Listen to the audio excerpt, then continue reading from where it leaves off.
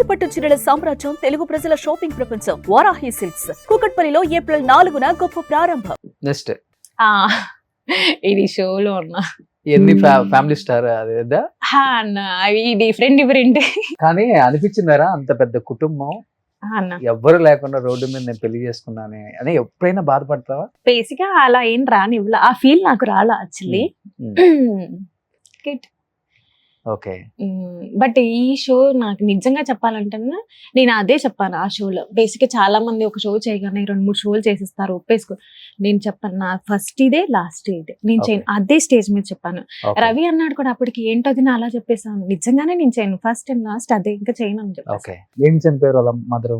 Cancer ఉంది అన్న, తనకి ఏదో క్యాన్సర్ ఉందంటే నాకు తెలీదు. తను అన్నారు ఎలా చనిపోయింది అంటే అప్పుడు చెప్పారు క్యాన్సర్ ఉంది. ఆ తర్వాత ఎప్పుడు నేను అంత టాపిక్ తేనన్నా, అంటే ఒకటే దాన్ని తలుచుకొని ఆహా ఏమైంది ఏంటి గుచ్చి అలా లేదు. అవునా అయిపోయిందా అండ్ దెన్ కంబ్యాక్ రాదు కదా, అక్కడితో ఆ మ్యాటర్ కట్, గో హెడ్ అంతే. ఓకే, ఏదైనా అంతే. కానీ ఇంత కష్టపడి ఇంత దూరం వచ్చి ఈ స్థాయికి వచ్చారు మీరు.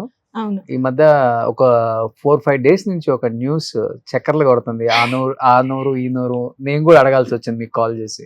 అవును, నేను యాక్చువల్లీ మీరు అడిగినప్పుడు నేను అన్నాను ఏంటి 3 months నుంచి బిజీగా ఉంటే నాకు మీడియా తరఫున ఏంటి విడాకులు ఇచ్చేస్తావా ఏమనుకుంటున్నాను అంటే, అమ్మా నేను అడగలేదు రోషన్ అడిగాడంటే ఫస్ట్ ఫోన్ కలుపు నువ్వు, ఫోన్ కలుపు రోషన్ అనికి నేను మాట్లాడతానని అప్పుడు మీ కాల్ కనెక్ట్ చేశాడు. యాక్చువల్లీ అది అసలు నాకు అర్థం కావట్లేదు. అమ్మా ఏంటి తెలియకుండానే విడాకులు ఇచ్చేస్తారు, తెలియకుండానే మమ్మల్ని ఏకంగా కొన్ని సార్లు అంటారు, అమ్మా ఇక్కడి నుంచి ఎక్కడ తీసుకెళ్తున్నారా నాయన. ఎందుకంటే మీరు సినిమా చేసినప్పుడు చాలా రూమర్స్ వచ్చాయన్న, అప్పుడు అంత సీరియస్ గా తీసుకోలేక. రూమర్స్ వచ్చాయి అప్పుడు? అరే దండా చప్పుల పాలైపోయాడు, రోడ్డుకి వచ్చి ఎవడరా రోడ్డుకి వచ్చింది. అంత ప్లానింగ్, ఎంత సినిమా తీసినా ఒక ప్లానింగ్ ఉంటుందన్న. ఓకే ఇంత అమౌంట్ అనేది తీసి పక్కన పెట్టి దానికి ఖర్చు చేసాం, ఐఎమ్ గుడ్, మేము మంచి పొజిషన్ లోనే ఉన్నాం. దాన్ని తీసుకొచ్చి ఏమో మన అంటే లిటరల్ రూమర్స్ కొంచెం ఆలోచించాలన్నా రాసేటప్పుడు. మాకు ఫ్యామిలీస్ ఉంటాయి, మాకు రిలేటివ్స్ ఉంటారు, హర్ట్ అవుతారు. ఇది పడితే అది అంటే మీ యొక్క టీఆర్పీ కోసం, మీ యొక్క వ్యూస్ కోసం తీసుకెళ్ళి మమ్మల్ని రోడ్డు మీద పెట్టేస్తున్నాం. అది కరెక్ట్ కాదన్న. సెలబ్రిటీ ఫ్యామిలీని తీసుకొచ్చి రోడ్డు మీద పెట్టడం కరెక్టే కదా. మాకు ఉంటాయి కదన్నా ఫీలింగ్స్ ఉంటాయి, మేము హర్ట్ అవుతాం. నేను అప్పుడు చాలా బాధపడ్డా, అన్ని నాకు అవి షేర్ చేస్తూ వాట్సాప్ లో వస్తూ ఉండే. నేను ఇంకా వదిలేసాను. అప్పుడు తను చెప్పాడు ఇవన్నీ వస్తూనే ఉంటా, లైట్ తీసుకున్నా ఉంటే అప్పుడు వదిలేసాను అంతే. ఓకే, సో మీరంతా బాగుంటారా వైఫ్ అంతా, ఒక బ్యాచ్ అంతా? అందరితో ఇప్పుడు శ్రీను వాళ్ళ వైఫ్ కూడా ఇలా బోటిక్ పెట్టారు అనుకుంటా. తను కూడా ఇండివిజువల్ గా తను ముందు నుంచి ఉంది. నాకు బాగా మేము క్లోజ్ అంటే నేను అండ్ పద్దు, లత, ఐ మీన్ చంద్ర వాళ్ళ వైఫ్, వేణన్న వాళ్ళ వైఫ్, నేను, మీ ముగ్గురం బాగా క్లోజ్. మీ ముగ్గురు బాగా ఓకే. అంటే ఒక 5 years నుంచి లేదు, అంటే కలుస్తాం అప్పుడప్పుడు అంతే తప్ప ఇంతకుముందు రెగ్యులర్ గా కలిసేవాళ్ళం, బాగా క్లోజ్. ఎందుకన్నా యాక్చువల్లీ ఒక స్కిట్ కూడా చేసాడు చంద్ర. మేము ముగ్గురం కలిసి ఒక పార్క్కి వెళ్ళాం ఒక రోజు, ఆ స్కిట్ చేస్తాడు. నేను ఏంట్రా తీసుకెళ్లి స్కిట్ చేస్తే ఉంటే బానే ఉందిగా అన్నాడు. ఓకే బానే ఉందా, ఓకే 10కి 10 వచ్చాయి అన్నాడు. అయితే ఓకే డన్ అన్నాను. అని అప్పుడు బాగుండేవాళ్ళం అన్న. ఎక్కువ మీ ముగ్గురం ఎక్కువ ఉంటాం, మిగతా వాళ్ళది అంత లేదు, మేము ముగ్గురం డిస్కౌంట్. ఓకే, సరే. వాళ్ళు అప్పుడు జబర్దస్త్ కలిపి చేశారు కాబట్టి ఆ అటాచ్మెంట్ వేరు ఉంటుంది. ముందు నుంచి ఉన్నామన్న, జబర్దస్త్ లేదు ముందు నుంచి ఉన్నాం. స్టార్టింగ్ జబర్దస్త్ ఎప్పటి నుంచి అయితే మాకు తెలియదు, అప్పటి నుంచి వీళ్ళందరూ తెలుసు నాకు. బట్ ఒకరి కష్టాలు ఒకరు షేర్ చేసుకుంటారు కదా. ఇప్పుడు సినిమా తీసి కొంత ఫైనాన్షియల్ గా ఇబ్బంది పడ్డప్పుడు బాగా లిఫ్ట్ ఇచ్చింది ఎవరు? ధనరాజ్ కి ఇబ్బంది లేదు, మేము అందరం ఉన్నాం కదా. నీ జబర్దస్త్ ఫ్యామిలీ, నువ్వు చెప్పిన నేమ్స్ ఇప్పుడు సుధీర్ గాని, వేణు గాని, చంద్ర గాని. బేసిక్ గా నాకున్న మెంటాలిటీ ఏంటంటే నాకు బాగా తెలుసు ఒక నెక్స్ట్ ఏంటి, ఇది జరుగుతుంది, నెక్స్ట్ ఒక సెకండ్ ఆప్షన్ అనేది ఉంటదన్న నాకు. అలా లిఫ్ట్ ఇచ్చిన వాళ్ళు అంటే అట్లా ఏం లేదన్నా, మేము అంతా లేదన్నా. మొత్తం సెటిల్, ఓకే డన్. ఇది ఇక్కడ పైన కూడా నెక్స్ట్ స్టెప్ నాకు తెలుసు, అంటే నెక్స్ట్ సెకండ్ ఆప్షన్ అనేది నాకు ఉంది. సో అలా ఏం లేదన్నా. ఈ రూమర్స్ ఇలా రాయడం వల్ల కానీ అంత సీనే లేదు అసలు. మేము హ్యాపీగా ఉన్నాం. అదే నాకు కోపం వచ్చింది, ఏంట్రా నాయన తీసుకొచ్చి రోడ్డుకి వేసేసారు అని.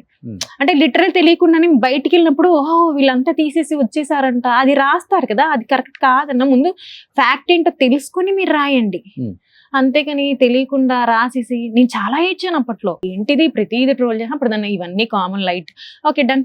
సో ఇప్పుడు కొంచెం ఈవెంట్స్ చేసిన దగ్గర నుంచే గుండె కొంచెం స్ట్రాంగ్ గా ఉందన్నమాట. బిఫోర్ కొంచెం ఎమోషనల్ నువ్వు కూడా. ఉండేదాన్ని, కానీ ఈవెంట్స్ అనుకుంటాను.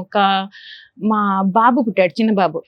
అండ్ దెన్ అప్పుడు ఒకసారి పడింది, అరే ఏంటి నేను ఇలా ఉన్నానేంటి, నాకంటూ ఏమి వదిలేసానేంటి అని ఒక స్ట్రాంగ్ డెసిషన్ తీసుకున్నా. అంటే ఎక్కువ ఏమైపోతుంది అంటే ఉన్న టైం మొత్తం హస్బెండ్ మీదే పెట్టి ఎక్కడున్నావు తిన్నావా ఇది కాదు, నాకంటూ ఓకే ఇప్పుడు పిల్లలు పెద్దలు అవుతున్నావు, ఓకే సెటిల్, తన వర్క్ తను చేసుకుంటున్నాడు, సో నేను కూడా ఏదైనా చెయ్యాలి, I can stand my self. So అది ఫిక్స్ అయ్యి ఎప్పుడైతే ఈవెంట్స్ లోకి ఎంటర్ అయ్యానున్నా డన్, వెరీ స్ట్రాంగ్. అసలు చాలా మంది అంటే అసలు పులి అంటారు నన్ను, అమ్మ బాబోయ్ సీరియస్ కంటే దేవుడ్డా అంటారు. నా మేనేజర్ కానీ నా వర్కర్స్ కానీ, అమ్మ బాబీ సిరక్ వస్తుందిరా నాయన అని. ఎందుకన్నా రీసెంట్ అంటే ఎంత భయం అంటన్నా, రీసెంట్గా ఒక పెళ్లి చేసాం మేము షాద్నగర్ లో. ఒక చింత చెట్టు అన్న బేసిక్గా నాకు చింతకాయలు అంటే చాలా ఇష్టం. చింత చెట్టు కింద నేను అరే ఆ చింతకాయలు అందితే బాగు అని నించొని చూస్తున్నా ఎలా కొడదామని. ఈ లోపు స్టేజ్ పర్సన్ వచ్చేసాడు. అంటే స్టేజ్ వేయడానికి ఒక 4 members ఉంటారు, డెకరేషన్ పర్సన్ ఒక 4 members ఉంటారు. అలా మొత్తం నేను నా వెనక ఒక 60 మంది ఇలా చూస్తున్నాను. నేను ఒక చింతకాయ కోసం చూస్తున్నాను అంతే. ఈ లోపు డెకరేషన్ ఓడు, లైటింగ్ ఓడు, డీజే అంటే సిరక్ ఇప్పుడు స్టేజ్ ఏమంటది, డెకర్ చేయమంటది, ఇది ఫిక్స్ అయ్యి వీళ్ళే వచ్చేస్తారు విత్ ఇన్ 5 minutes లో. అసలు ఇలా తిరిగి చూస్తే 60 మంది ఉన్నారు, ఏం చేస్తున్నారా మీరు డెకరేషన్ అంటే, సిరక్ ఇక్కడ ఏమైనా డెకర్ ఏమైనా రెడీగా ఉన్నా, నేను ఒక దద్దమే, నన్ను నమ్ముకొని ఒక 60 మంది దద్దమే వెళ్ళి పని చేసుకోండి అని. అంటే అంత భయం అన్న నా వర్కర్స్ కి. నేనంటే టైం అంటే టైమే, ఈ ఈవెంట్ దాంట్లో అసలు టైం మిస్టేక్ ఉండదన్న.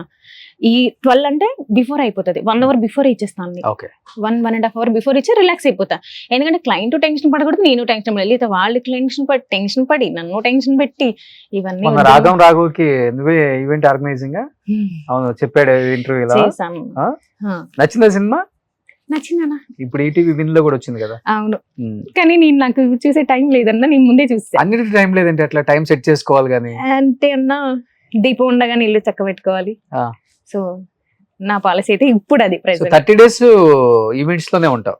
అంటే అన్న ఒక ఈవెంట్ చేయడానికి ముందు ప్లాన్ చేస్తాను అన్న నేను. అంటే ఏదో డెకార్ అయిపోయింది కాదన్న, ఓహో దాన్ని ఎలా డిజైన్ చేయాలి అంటే ఎంటర్టైన్మెంట్ పార్ట్ ఉంటారు కదా, టీం ఉంటారు కదా, అన్ని నువ్వే ఎత్తుకుంటే ఎట్లా? లేదన్న, నాకేంటంటే నేనే ప్లాన్ చేసుకుంటా. ఇంక్లూడింగ్ నేను చేసే డెకార్ కూడా స్కెచ్ వేసుకుంటాను అన్న. స్కెచ్ వేసుకొని ఓహో ఇలా చెయ్యాలి. చదువుకున్నావు? నేను ఇంటర్ అన్న, అంతే అంతే అంతే అన్న. బాగానే చదివేదండి. మా నాన్న ధనరాజ్ ఏం చదువుకున్నారు? ఏమో అన్న, ఆయన అడిగితే మా ఇల్లు కాలిపోయిన సర్టిఫికెట్ కాలిపోయాను. సర్టిఫికేట్స్ కాలిపోయేదానికి చదువుకున్న దానికి సర్టిఫికేట్ కాలిపోయా. ఓకే ఇప్పుడు ఏంది చదివితే చదువుకున్నాడు అనుకున్నా, నీకన్నా ఎక్కువ చదువుకున్నా. 8th 9th చదువుకుంటాడు అనుకుంటున్నా. మేబీ అంతే ఉంటుంది. దాని తర్వాత పారిపోయి వచ్చేసి ఇక్కడ ఏదో చేశాడు కదండి ఇంకా. ఓకే, వాళ్ళది కూడా ఖమ్మమా? లేదన్న, విజయవాడ తాడపల్లిగూడెం. ఓకే. సుమన్ టీవీలో మీ పర్సనల్ అండ్ బిజినెస్ ప్రమోషన్స్ కోసం కింది నెంబర్కి కాంటాక్ట్ చేయండి.